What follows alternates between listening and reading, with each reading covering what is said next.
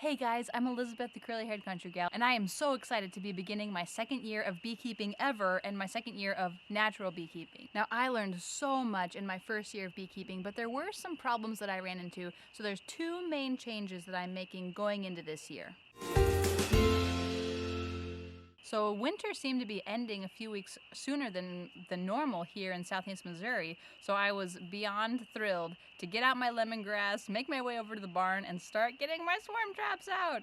So of course I cleaned them off and I did some inventory to make sure that they all had some frames that the bees could start building on, at least a strip of foundation, and some lemongrass. That's another thing that I'm doing a little bit differently this year. I was set on full sheets or 3/4 of a sheet or at least half a sheet of foundation last year, and this is kind of a bonus thing that I'm doing differently this year. But now I'm pretty well set on just doing a couple inches of foundation, which I guess is called a foundationless frame, and calling that good. This was several weeks ago, but I was excited to see some bees checking out the swarm traps. First up, as I mentioned in my video last year when I was putting up swarm traps, I wanted to do everything by the books, exactly as Dr. Leo prescribed, because it was my first year.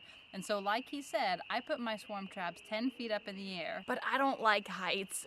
And some of the feedback that I got was swarm traps don't have to be that high. Some people posted pictures of catching swarms, albeit in warmer climates, right off their four-wheeler in the backyard. So this year, I did not risk life and limb putting up swarm traps. I just used my 6-foot ladder, got as high as I could safely get on that, and my 8-year-old daughter and I were able to put up all the swarm traps about 3 or 4 weeks ago now. By the way, today is Sunday, March 26th, and yes, I know this video is not coming out for several weeks, but I'm trying to stay ahead of the game, so sorry.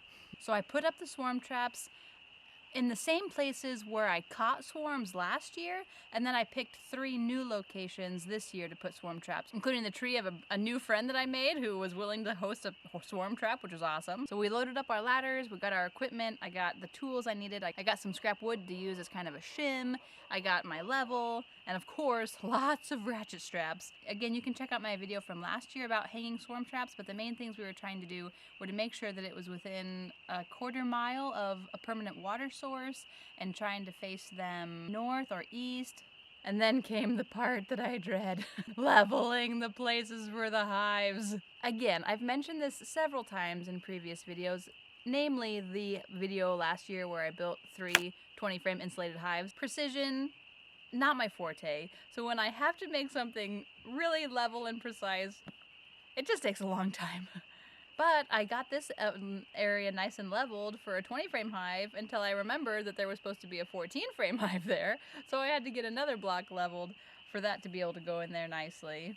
And that was the second thing that I was doing a little bit differently this year. Kind of a small thing, but I think it's going to be handy. And that was that I set up several areas with room for a 12-frame hive or a 20-frame hive, so that if I do decide to switch, I don't have to move the hive completely and re-level everything. I can just put another cinder block on top of what I already leveled. So I think that's going to be a really helpful choice. I mean, I had the tools out already, I was leveling things already. In a couple spots, I went ahead and leveled cement blocks for either kind of hive. And it was around this time, a few weeks ago now, so a couple months ago by the time you're watching this, that I saw the peach blossoms starting to come out on the peach trees, which was so exciting. And then I was able to use some of this raw lumber that I got, which again, I mentioned in my previous video talking about how I manage all my time, so you can check that one out. But I went ahead and cut some more boards to put in between the hive and the cement block to prevent moisture from getting on the hive and making it mold and rot. So now I just want to give you a little tour of where these hives are going to be set up, and I hope, Lord willing, to fill all of them this year, going from 4 hives to hopefully 9, maybe even 10 if I have room.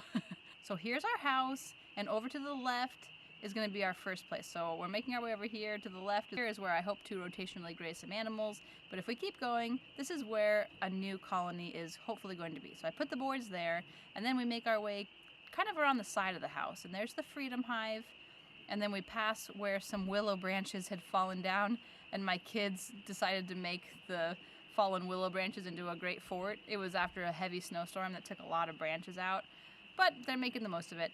And then over here is the vegetable hive, where again I set up for a 20-frame hive, and I have the sun and moon hive, which if you remember from last year was on a different part of the property. But now that's going to be ready to do a split, which I'm going to be doing a video on very shortly, because this is going to be my first year doing splits. So then going around the rabbitry, this is where the blackberry and raspberry patch is. So this is where I just leveled these 2 areas with cinder blocks to get ready for 2 new hives. But then I forgot that I didn't cut enough boards. So I cut some more boards.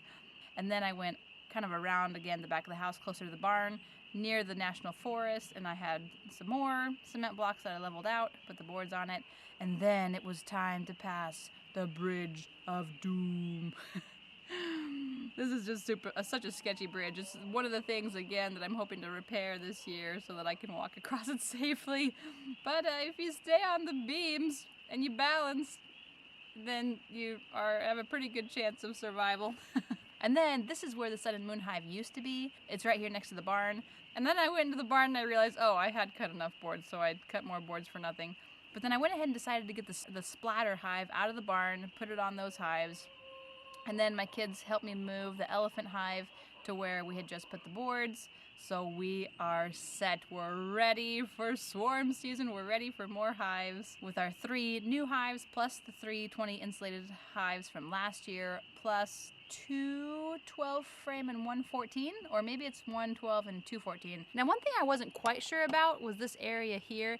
This was the one place that I had comb collapse last year. And it just so happens that that's the only hive that is facing south or southeast.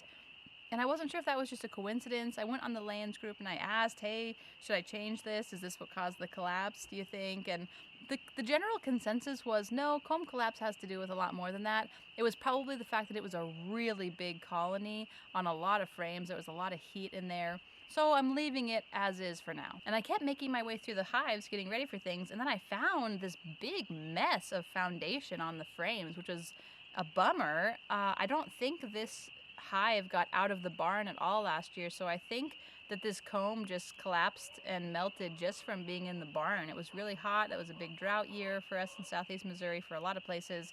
So that's unfortunate. I'm not quite sure if there's anything I can do with that or if I just need to let it be a waste. But hey, a bee came over and she was interested in it, so that's something. So there you have it, and stay tuned because I'm going to show you in the next few weeks how I did my first splits thanks to the Layens book and Monty the Suburban Sodbuster. And I'm going to be showing you how I'm wiring my frames. And pretty soon I'll have a video out where Monty the Suburban Sodbuster helped me make frames.